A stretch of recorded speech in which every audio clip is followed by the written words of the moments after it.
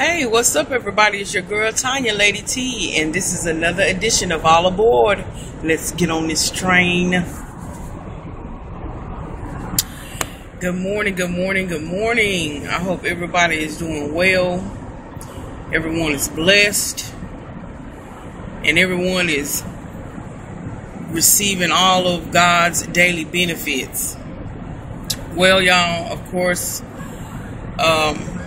I just want to start off by saying, I have been in continuous prayer for the families and the extended families and loved ones concerning this tragic Boston, as they're calling it, the Boston Terror, or the Boston Marathon. And again, as the household of faith, us Christians and those who are believers in God, we can infiltrate the airways with a whole lot of foolishness, but I still stand on Chronicles. If my people who are called by my name shall humble themselves and pray, then I will hear from them and heal the land. So I ask that we all remember to pray just continuously. The Lord tells us to pray for our government and those who have authority over us. And that's what I have been doing, actually. It's just been in prayer. And just, again, a constant reminder that that's what we're called to do. To keep this land, keep this nation in prayer. People are just full of the spirit of mischief, of evil. They just are. So how do we combat that then? Again, 2 Chronicles. If my people who are called by my name. So anyway, don't want to get on here and preach. Just want to make a statement of truth. From the truth, which is the word of God. So the purpose of this video is to talk about unresolved issues, and I'm gonna again be transparent and let y'all in again concerning my private life. As a single parent, though I had my parents themselves help me with raising my son up until he was around the age of 6, which is at that time is when I left my parents' house at the age of 19, almost 20. I left, my parents' house, and it was very hard. Even though, again, my parents were my cornerstone. They, raised my son as though it was their own child, because if I haven't stated before, I had my son at 15 and a half, or 15, however you want to put it. And so up until I graduated from high school, which was at 17, I was living in their house. And then I went to a community college for a couple of years, and again I was still living at house with my parents, and my father was in the military, so I was on a military installation actually when I had my son. So for financial purposes, they did what they had to do so that I didn't have to become somewhat as an indigent and had to be put out. So some legal things had to take place in order for, me to be helped financially. So anyway, I laid down as a little girl having sex and whatnot, and woke up as a woman, meaning my body was changing and I was pregnant. So just giving you a little synopsis. My parents, of course, were extremely devastated because that was our conversations on the weekend. Sex, birth control, all of that. We had those discussions. You know, I grew up in a 2-parent home, and even though I had my son young, I had a wonderful, I'm going to tell y'all, I had a wonderful childhood. Oh my gosh, I really did. But again, moving forward, when I then became a mother, I didn't know what to do. I'm going to be honest with you. I had no clue what to do with my son. I mean, you know, on the military installation, you know, they showed us how to change the diet, all that, you know. But my mother pretty much had to basically take over as soon as my son was born. I mean, you know, of course, I changed the diapers, I washed them and all that stuff. But my mind wasn't even developed. I was still a child myself, so of course my mother had to step in and do a lot. So when I finally left, and my mom was like, okay, it's time for you to get your son, okay. So when I moved out, you know, shortly thereafter, my son came to live with me, you know, full-time permanently. And again, like I said, this was around 6. He was around 6, somewhere around there. Now, of course, because my mother was pretty much the rear, you know, I had to also deal with his separation from her. So again, me being young, my goal was, you know, I got to make sure I'm always gainfully employed, so I can provide a roof over our head so that we can eat, live. So transitioning through all of that, I didn't get it right. And what I mean by that, I didn't probably want the best parent. I mean, I didn't beat on my child or anything like that. I only had to get in his chest a couple of times when he got, you know, to be a teenager. But I have to say, my son, you know, it was rough in the beginning, but he adapted, and we became pretty much inseparable. And, you know, he was very respectful. He, you know, I let him know, son, don't bring me home no babies, because I can't help you like my parents helped me with you. So he did good. He was on the AB honor roll out throughout high school. Never brought home any babies. Never really had a serious girlfriend. But again, along the way I would either discipline him, because see, at this point, I still had to be the mother. And there was a part of me that still wanted to go out and club. And like I said, throughout that time, yeah, I went clubbing. I did everything that most folks do that don't have children. I mean, I did it, you know, my mom would watch them, my sister would watch them. I mean, you know, so I did all of that. So there was a little bit of anger, even though I know I laid down and spread my tail. So, you know, it happened. But I was like anger, bitter, that, you know, I had to, you know, raise this child. And like I said, I'm being real, even though I loved him dearly. And then me and his father didn't have the best relationship at all, because he was an abuser at that young of an age. You know, I had to deal with that, you know. So I wasn't a physical hitter, though as a parent I do believe in spanking. Yes, I do. But I fell in the category of verbal abuse. Now, when I say verbal abuse, I'm not talking about like calling them stupid, dumb, you never do anything. No.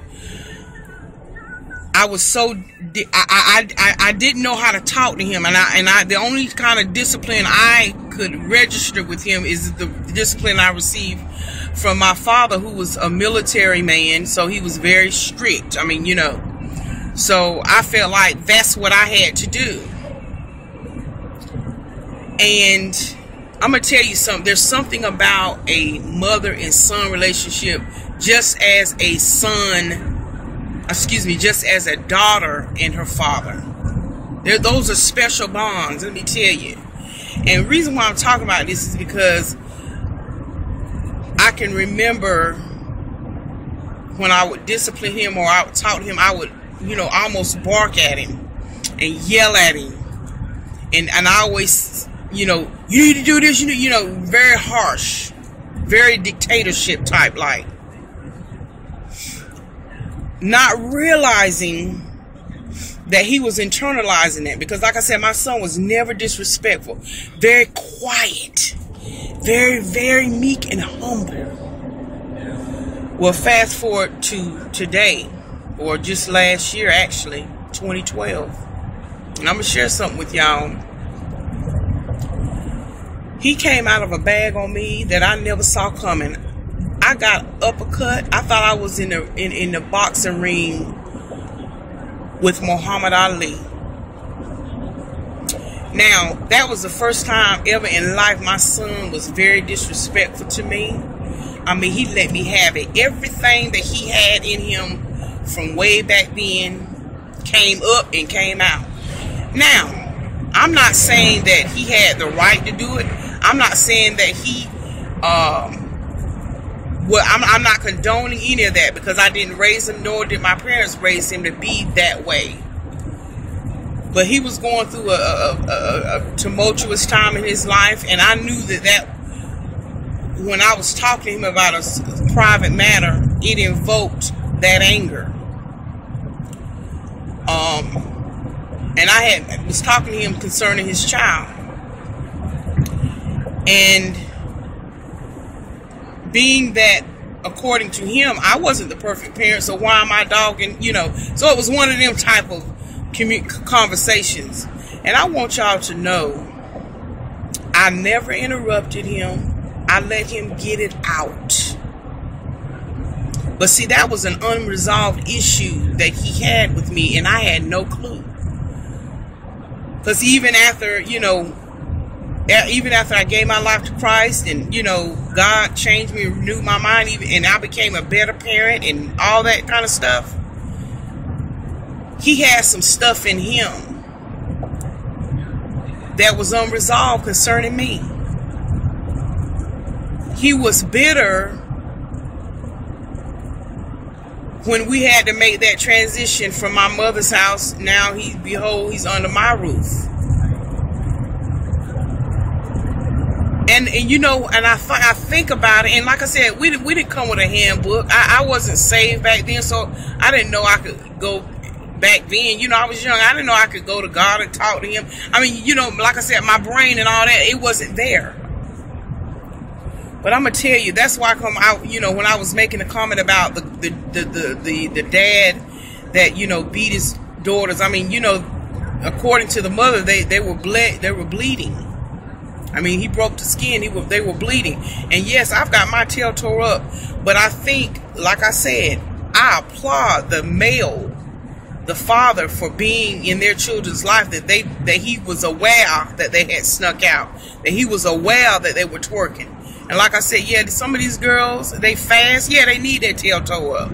But again, I do not condone. I do not.